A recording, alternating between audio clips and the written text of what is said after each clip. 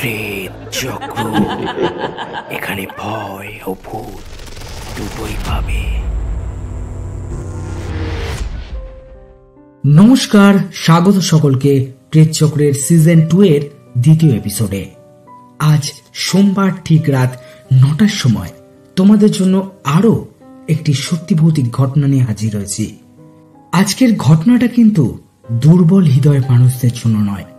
তোমরা যারা ভূতের ঘটনা শুনতে ভালোবাসো তাদেরকে কথা দিচ্ছি, আজকের ঘটনাটা শুনে তোমরা একটু হলেও ভয় পাবে। আজ তোমাদের জন্য যে ঘটনাটা রেখেছি সেই ঘটনাটা আমি নিজে কালেক্ট করেছি। আশা করব তোমরা গল্পের ভয়টাকে বেশ এনজয় করবে। আর যদি আমাদের আজকের এপিসোডটা তোমাদের ভালো লাগে তাহলে প্লিজ এপিসোডটা লাইক করে দিও। আর যারা নতুন শুনছো তারা প্লিজ চ্যানেলটাকে সাবস্ক্রাইব করে নিও। তাহলে আর কথা না বাড়াই, স্টোরি সিলেকশনে পূজা, সাউন্ড গ্রাফিক্স এবং ঘটনা পাঠে আমি শুভ। চলো আজকের ঘটনাটা শুনে নেওয়া যাক।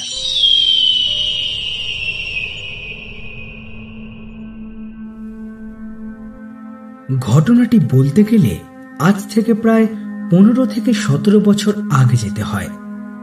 তখন আমার বয়স হবে বড় জোর 3 থেকে 5 বছরের মধ্যে।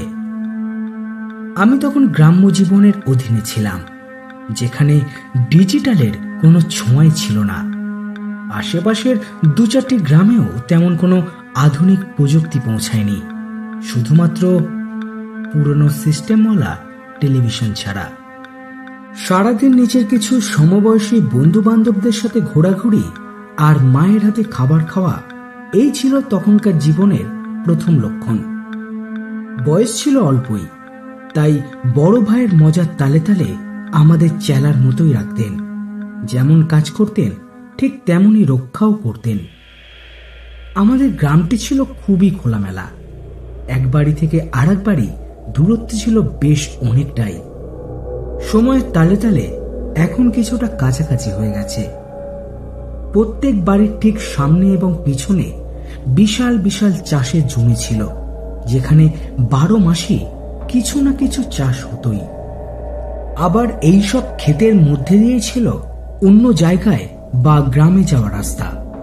মহিলারা হাত ধরাধরি করে হাঁটতেন যেন কাদামাটিতে পড়ে না যায়। আমার মতো ছেলেমেয়েরা প্রায় ক্ষেতের বিভিন্ন জিনিস চুরি করত আর দল বানিয়ে রান্না বান্না করত। গ্রামটি বেশ খোলামেলা হওয়ায় মাঝে মাঝে কিছু ভুতুড়ে ঘটনার কথাও শোনা যেত। গ্রামের বিভিন্ন পুকুর পাড়ে মাঝে মাঝে কিছু সাদা কাপড় পরা বয়স্ক লোকদের দেখা যেত। তারা পুকুরের পাড়ে ঘোরাঘুরি করে পুকুরের জলেতেই হাঁটতে হাঁটতে ধীরে ধীরে বাতাসে মিলিয়ে যেত। এই ধরনের ঘটনা বেশিরভাগই দেখতেন বাড়ির নতুন বউয়েরা। প্রায় প্রতিদিনই আমাদের গ্রামের ক্ষেতের রাস্তা দিয়ে নতুন বউ নিয়ে পালকি যেত। ওই সময় গ্রামের দিকটায় পালকিটা দেখা যেত। বেশিরভাগ সময়ে পালকি দেখা যেত শীতকালে। মাঝে মাঝে এলাকার লোকজন নতুন বউ দেখতে চাইলে পালকি বাহকেরা দেখাতো, আবার কখনো দেখাতো না। তো এইরকমই একদিন তীব্র শীতের ভোরবেলার কথা। আমি এবং আমার এক পিস্তুত দাদা ক্ষেতের মধ্যে ঘুরছিলাম। দাদা ক্ষেতে কি যেন এক ধরনের পোকা মারার ওষুধ ছিটিয়ে দিচ্ছিলেন, আর আমি সেই সঙ্গে ওষুধের বালতি হাতে নিয়ে তার সঙ্গে সঙ্গেই ঘুরছিলাম। হঠাৎ দূরে কোথাও থেকে কিছু লোকের পালকির গান গাওয়ার শব্দ ভেসে আসতে লাগলো। আমরা দুজনে সেই দিকে তাকিয়ে থাকলাম। কিছু মুহূর্তের মধ্যেই 4 জন পালকি বাহক কুয়াশা ভেদ করে একটি পালকি কাঁধে নিয়ে আসতে লাগলো আমাদেরই দিকে। হঠাৎ পালকি বাহকেরা কাদামাটিতে পিছলে পড়ে গেল ক্ষেতের অপর পাশে। দাদা আর আমি তাড়াহুড়ো করে তাদের সাহায্য করতে ছুটে গেলাম। দাদা পালকি ধরতেই 4 জনের মধ্যে একজন হঠাৎ গর্জন করে উঠে আমাদের উদ্দেশ্যে চিৎকার করে বলল, তোরা ভালো করলি না, তোরা ভালো করলি না। তার সঙ্গে সঙ্গে অন্যরাও একই কথা বলতে লাগলো। একসময় তাদের সঙ্গে দাদার যেন দ্বন্দ্ব লেগে গেল। তাদের মধ্যে গ্রাম্য ভাষায় তর্ক বিতর্কও হচ্ছিল। আর আমি দাঁড়িয়ে দাঁড়িয়ে তা দেখছিলাম। হঠাৎ আমি একটি জিনিস লক্ষ্য করি, পালকির নতুন বউ জমিতে পড়ে আছে। আমি তাড়াহুড়ো করে নতুন বউয়ের কাছে গিয়ে তাকে ঘুরিয়ে দেখতেই একটা চিৎকার করে ফেলি এবং আমি দেখি এটি একটি অর্ধ খাওয়া লাশ, যার শরীরের প্রতিটা অঙ্গ কেউ যেন ছিঁড়ে ছিঁড়ে খেয়ে ফেলেছে। চোখ দুটো বড় বড় করে খোলা আর বউয়ের সাজ পড়েছিল। আমার চিৎকার শুনে দাদা তাড়াতাড়ি আমার দিকে দৌড়ে আসে।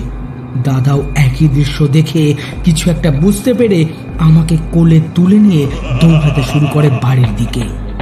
পিছন থেকে বিভিন্ন আওয়াজে কেউ যেন আমাদের থামাতে চেষ্টা করছিল বারবার।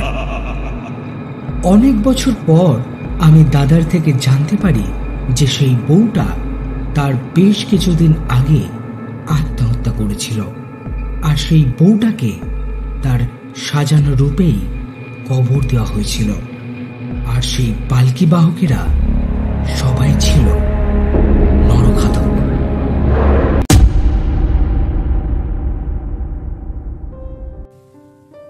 তাহলে কেমন লাগলো আজকে আমাদের ঘটনাটা?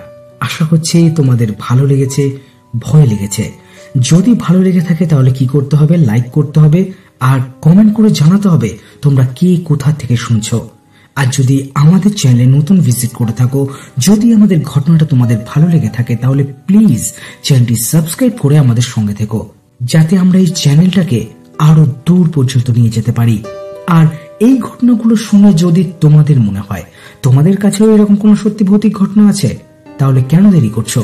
ঝটপট লিখে ঘটনাটা আমাদের কাছে পাঠিয়ে দিতে পারো মেল করে অথবা ভয়েস রেকর্ড করে pretchakra23@gmail.com এই মেল আইডিতে, বা হোয়াটসঅ্যাপ করতে পারো আমাদেরকে। হোয়াটসঅ্যাপ নাম্বার তোমরা ডিসক্রিপশন বক্সে পেয়ে যাবে।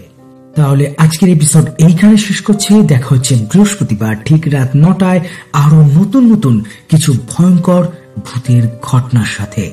ততক্ষণ সবাই ভালো থেকো, সুস্থ থেকো আর প্রেতচক্রের ঘটনাগুলো শুনতে থেকো। নমস্কার।